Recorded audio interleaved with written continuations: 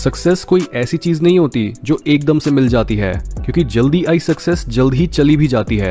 हर overnight success के पीछे एक स्टोरी होती है और सक्सेसफुल बनने वाले इंसान में कुछ कर दिखाने के साइंस बहुत पहले से ही विजिबल होते हैं। यही रीजन है कि क्यों हमें सक्सेसफुल लोगों के बीच कई ट्रेंड्स देखने को मिलते हैं जो बताते हैं कि ऐसे लोगों में कई पर्सनैलिटी ट्रेट्स और सोचने का तरीका काफी कॉमन होता है। हाउएवर, हर सक्सेसफुल इंसान को शुरू से ये नहीं पता होता कि उसकी पोटेंशियल क्या है, क्योंकि सोसाइटी और पेरेंट्स के दबाव में आकर हम अपने नेचुरल टैलेंट्स को भूल जाते हैं और उन कामों में लग जाते हैं जिन्हें हम दिल से पसंद भी नहीं करते। इसलिए इस एपिसोड में हम उन अर्ली साइंस को डिस्कस करेंगे जो बताएंगे कि आपके एक दिन सक्सेस हासिल करने के चांसेस दूसरों के कंपैरिजन में बहुत ज्यादा हैं। Number 1, a big purpose is fuelling you. बहुत से सक्सेस आर्टिकल्स, स्पीचेस या यूट्यूब वीडियोस में अक्सर मोटिवेशन की बात होती है कि एक इंसान को क्या चीज मोटिवेट करती है काम करते रहने के लिए। लेकिन सच तो ये है कि सक्सेस सिर्फ वही लोग हासिल कर पाते हैं और अपनी सक्सेस को सस्टेन कर पाते हैं जिनकी मोटिवेशन एक्सटर्नल चीजों से नहीं बल्कि उनके अंदर से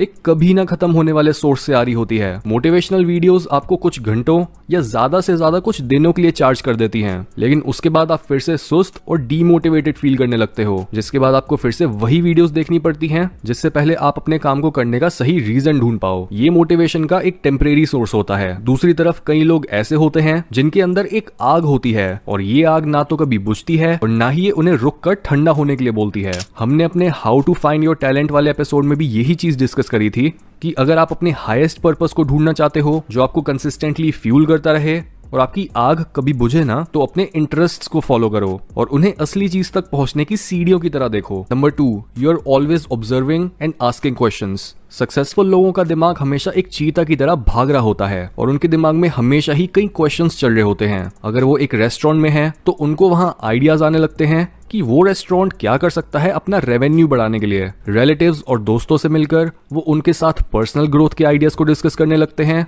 या फिर बस अपने फ्यूचर के विजन को लेकर क्वेश्चंस करने लगते हैं कि क्या होगा अगर मैं इस तरह से काम करते करते एक दिन सक्सेसफुल हो गया, मेरी लाइफ कैसी होगी, मुझे किस तरह के लोगों के साथ उठना बैठना पड़ेगा सक्सेस माइंडसेट हासिल करने के लिए, किस तरह की बुक्स रीड करनी होंगी, मेरे पास फ्यूचर में कौन सी गाड़ी होगी, मेरी फैमिली कब और कैसे खुश होगी एंड सो ऑन। हर समय ही ऐसे इंसान का दिमाग आइडियाज और क्वेश्चन से भरा रहता है और यही क्वेश्चंस के आंसर्स ढूंढने के लिए वो अपने हर नए दिन को पिछले दिन से ज्यादा प्रोडक्टिव बनाने की कोशिश करता है। Number 3, you have a healthy obsession. ये सेकंड साइन से ही रिलेटेड है, क्योंकि जो लोग सक्सेसफुल बनना चाहते हैं और वो सक्सेस हासिल कर लेते हैं उनमें हमेशा शुरू से ही एक ऑब्सेशन होता है। वो बोलते हैं कि उनके पास सक्सेस अचीव करने के अलावा कोई दूसरा ऑप्शन नहीं है, या तो वो ग्रेटनेस हासिल करेंगे या फिर वो मर जाएंगे। उनमें एक डेस्परेशन और एक अर्जेंसी होती है। ऐसे लोग दूसरों को शुरू में एकदम पागल लगते हैं और उन्हें बस यही लगता है कि ये इंसान तो बस बड़ी बड़ी बातें बना रहा है, लेकिन जो ये बोल रहा है वो असल में इम्पॉसिबल है। लेकिन जब आप सोते उठते रात दिन सुबह शाम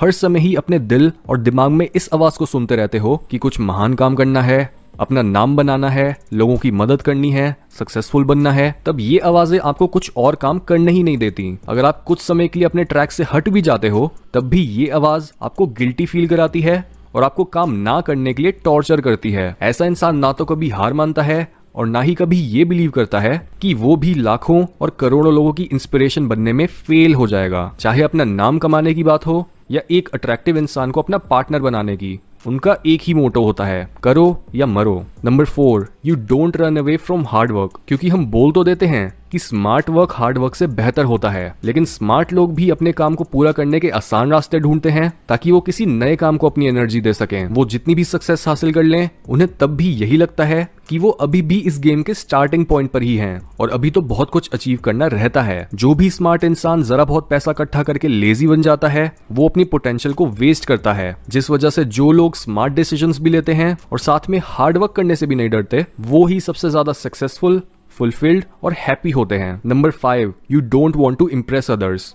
क्योंकि एक्सटर्नल मोटिवेशन की ही तरह दूसरों को इम्प्रेस करने की डिजायर भी टेम्परेरी होती है और ये एक पॉइंट के बाद आपको फ्यूल करना बंद कर देती है, जिस पॉइंट पर आपको ये रियलाइज होता है कि आपके पास तो इनर मोटिवेशन की एक स्ट्रॉन्ग फाउंडेशन कभी थी ही नहीं। इसमें अपने आप में कुछ गलत नहीं है कि आप उन लोगों को गलत प्रूव करना चाहते हो जिन लोगों ने आप पर डाउट करा, आपकी सक्सेस में बाधाएं डाली या आपको बड़ा सोचने के लिए पागल बोला। लेकिन अगर आपकी सोल मोटिवेशन बस इसी टारगेट पर बेस्ड है तो वो एक प्रॉब्लम है। Number 6, you are okay with failing. क्योंकि अगर आप कुछ बड़ा करने की सोच रहे हो तो ये तो पक्का है कि आप कई बार फेलियर से मिलोगे, जिस वजह से अगर आप फेलिंग के साथ एक हेल्दी रिलेशनशिप बनाए रखो और इस बात को एक्सेप्ट कर लो कि फेलियर सक्सेस का ही एक पार्ट है, तो लॉन्ग रन में आप बेहतर परफॉर्म करोगे। लेकिन अगर आप यही सोचते रहे कि चाहे कुछ भी हो जाए आप कभी फेल नहीं हो सकते और फेल होना एक बुरी बात है, तब आप अपना हर कदम डर डर के लोगे और आपकी रिस्क लेने की क्षमता भी बहुत कम रह जाएगी। इसलिए फेलियर को अपना दुश्मन नहीं बल्कि अपना दोस्त मानो। Number 7, you are super competitive. यानी चाहे वो खाना खा रहे हो, बिजनेस को बड़ा करने की सोच रहे हो या जिम में एक्सरसाइज कर रहे हो, हर एक्टिविटी परफॉर्म करते टाइम उनके दिमाग में यही चल रहा होता है कि वो किस तरह से दूसरों से तेज, बेहतर, ज्यादा और बड़ा काम कर सकते हैं। उनके अंदर ये फीलिंग बहुत स्ट्रांग होती है कि वो जो भी करेंगे वो दूसरों से बेहतर करेंगे, वरना उस काम को करने का कोई फायदा नहीं है। सक्सेस सिर्फ उन्हीं लोगों को मिलती है जो दूसरे लोगों से अपने हक के लिए compete करते हैं और ये प्रूव करते हैं कि वो उस सक्सेस को डिजर्व करते हैं। Number 8, your personal problems don't affect your work. यानी ये मैटर नहीं करता कि आप कितने उदास, खुश, बिजी या बोर्ड हो। आपको जो काम करना है आप उसे पूरा करते हो बिना अपनी टेम्परेरी फीलिंग्स और प्रॉब्लम्स के गड्ढे में धंसने के। इसका मतलब ये नहीं होता कि आपको अपनी फीलिंग्स को दबाना या काम के बाहर की सारी प्रॉब्लम्स को इग्नोर करना चाहिए, बल्कि आपको उन प्रॉब्लम्स के बावजूद अपने काम पर उनका कोई असर नहीं होने देना चाहिए। ये एक्सेलेंस की बहुत बड़ी निशानी होती है कि आपको आपकी जगह से हिलाना और अपने गोल से भटकाना बहुत मुश्किल है। अगर आपने ठान लिया है कि आपने कुछ करना है तो आप वो करके ही मानोगे। Number 9, you can adapt quickly. किसी भी नई प्रॉब्लम या सिचुएशन के अकॉर्डिंग अडेप्ट कर पाने का मतलब है कि आप नए नए क्रिएटिव आइडियाज जनरेट करने के काबिल हो और आप टाइम की अहमियत जानते हो कि अगर आपने नया डिसीजन लेने में जरा सी भी देरी करी तो ये प्रॉब्लम बद से बदतर बन जाएगी। जिस वजह से जो लोग किसी नई सिचुएशन के आते ही ठंडे दिमाग से सॉल्यूशंस निकालने के बजाय हड़बड़ा जाते हैं, तो बस उनका यही फर्स्ट रिएक्शन उनके आगे आने वाले हर डिसीजन को नेगेटिवली इन्फ्लुएंस करता है। Number 10, your peers are more successful than you. क्योंकि जो लोग सक्सेसफुल होते हैं वो लूजर्स के साथ हैंग आउट नहीं करते, जो हर समय प्रोक्रेस्टिनेट करते हैं, काम ना करने के बहाने बनाते हैं, लोग उन्हें रिस्पेक्ट नहीं करते और उन्हें टाइम की जरा सी भी इंपॉर्टेंस नहीं पता। हर इंसान जो सक्सेस के पैथ पर होता है वो ये जानता है कि उसकी संगत उसके ख्याल और एनर्जी पर बहुत असर डालती है। एक बुरी संगत आपके ख्यालों को एवरेज, धुंधला और कचरे से भर देती है और आप हमेशा ही डाउट में रहते हो कि आप उनके साथ रहते भी क्यों हो। यही डाउट एक साइन होता है कि आपको एक बेहतर सर्कल की जरूरत है जो आपको अपनी तरफ नीचे नहीं बल्कि ऊपर खींचे।